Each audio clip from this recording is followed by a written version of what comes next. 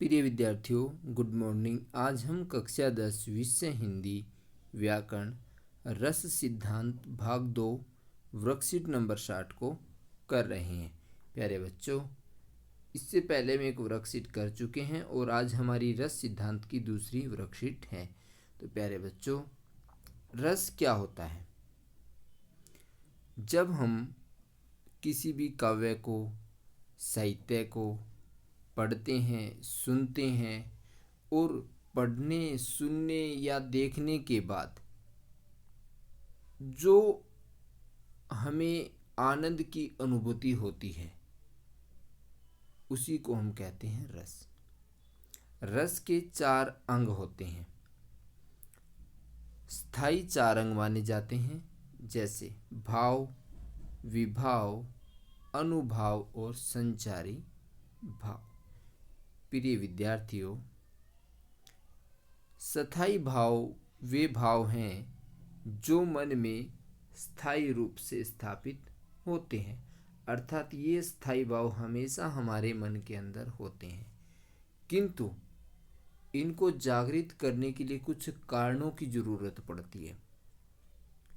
तो जो जागृत करने का जो कारण बनते हैं, जो इनको उद्बोधक करते हैं, जागृत करते हैं, स्थायी भावों को जो उद्बोधक का कारण बनते हैं उनको हम कहते हैं विभाव। स्थायी भाव, जो भाव हमारे मन के अंदर रहते हैं वो स्थायी भाव। इन स्थायी भावों को जो जगाने का या उद्बोधक का जो कारण बनते हैं वो होते हैं विभाव। अब विभाव भी 2 प्रकार के माने गए हैं, एक आलंबन विभाव और एक उद्दीपन विभाव। तो अब हम आज अनुभावों के बारे में और संचारी भावों के बारे में जानेंगे। प्रिय विद्यार्थियों, अनुभाव, क्योंकि इनके बारे में हम पढ़ चुके हैं, ठीक है ना, स्थायी भाव और विभाव के बारे में। आज हम अनुभाव के बारे में और संचारी भाव के बारे में जानेंगे। प्यारे बच्चों, अनुभाव, अनु मतलब पीछे, अनु का यदि हम मतलब करें, या फिर मनोगत या मन के अनुसार या मन में उत्पन्न, अर्थात जो मन में उत्पन्न भाव हैं वो अनुभाव कहलाते हैं। अर्थात मनोगत भाव को जो व्यक्त करने वाली शारीरिक प्रक्रिया क्या कहलाती है? अनुभाव कहलाती है। अनुभाव 8 प्रकार के होते हैं और आपके एग्जाम में इसी प्रकार के प्रश्न पूछे जाएंगे जो ऑब्जेक्टिव टाइप होते हैं कि अनुभाव कितने प्रकार के होते हैं? 8 प्रकार के। अब कौन कौन से हैं? स्तंभ, स्वेद, रोमांच, भंग, कंप, विवरणता, अश्रु और प्रलय। ये होते हैं भाव जो हमारे मन के अंदर उत्पन्न होते हैं। कई बार आंसू आ जाते हैं, प्रलय मच जाता है, विवरणता हो जाती है, कई बार कंपकपी छूट जाती है, भंगसा हो जाता है, रोमांच पैदा हो जाता है, कई बार श्वेत पसीना आ जाता है, स्तंभ मतलब एक हैरानी सी प्रकट होती है। तो ये सब अनुभाव हैं। संचारी भाव, संचार शब्द से ही प्रकट होता है कि संचरण करने वाले, हमेशा संचरण करते रहते हैं, आते जाते रहते हैं, रुकते नहीं है। और ये जो भाव हैं स्थायी भाव के साथ उत्पन्न होकर कुछ समय के बाद समाप्त हो जाते हैं। अर्थात उत्पन्न तो स्थायी भाव के साथ होते हैं किंतु बाद में क्या है, समाप्त हो जाते हैं, इसलिए इनको संचारी भाव कहते हैं। मतलब आते जाते रहते हैं मन में, ये स्थायी रूप से नहीं रहते। जैसे हर्ष का मतलब होता है खुशी, कई बार खुशी आ जाती है, थोड़े समय के बाद खुशी नष्ट हो जाती है। कई बार हमें दुख होता है किंतु थोड़ी देर बाद दुख नष्ट हो जाता है। तो ये जो हमारे मन के अंदर भाव आते हैं ये संचारी भाव। कई बार हमें शर्म आती है, कई बार हमें लज्जा आती है, कई बार ग्लानि आती है, चिंता, शोक, असूया, अमर्ष, मोह, गर्व, उत्सुकता, उग्रता, चपलता, दीनता, जड़ता, आवेग, निर्वेद, धृति, मति, विबोध, वितर्क, शर्म, आलस्य, निद्रा, स्वप्न, स्मृति, मद, उन्माद, अवहिथा, अपस्मार, व्याधि और मरण। ये सब क्या है? ये संचारी भाव हैं, आते जाते रहते हैं। इनकी संख्या 33 होती है।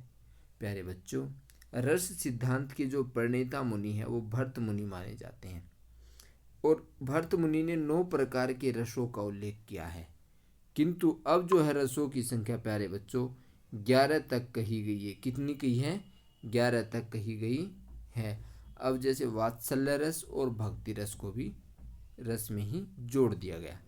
प्रत्येक रस का एक स्थायी भाव होता है जो इस प्रकार से है।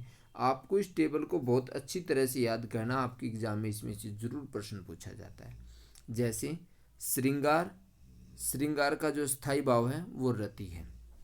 करुण, जब हमारे मन में करुण पैदा होगा तो स्थायी भाव इसका क्या होगा? शोक होगा, शोक भी जागृत हो जाएगा।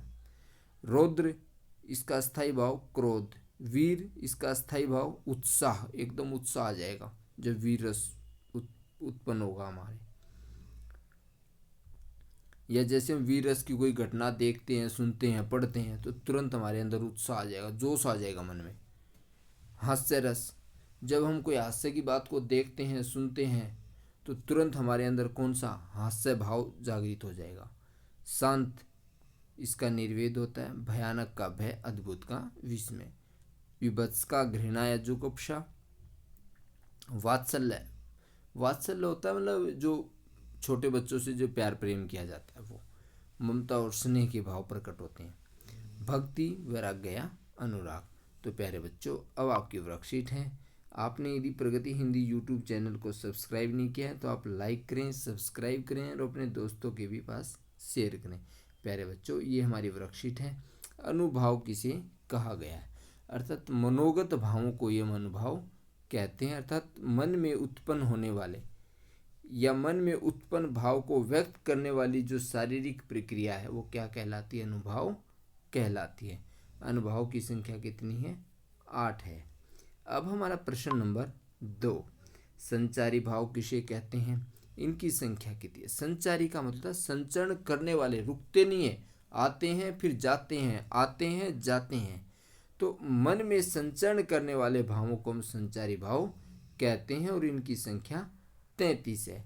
अब हमारा प्रश्न नंबर 3 है, विभाव किसे कहा गया है? प्रिय विद्यार्थियों, स्थायी भावों के जो उद्बोधक, उद्बोधक होता है उसको जागृत करने वाले, उद्बोधक का जो कारण है, कारण को विभाव कहते हैं। विभाव 2 प्रकार का होता है, आलंबन विभाव और उद्दीपन विभाव।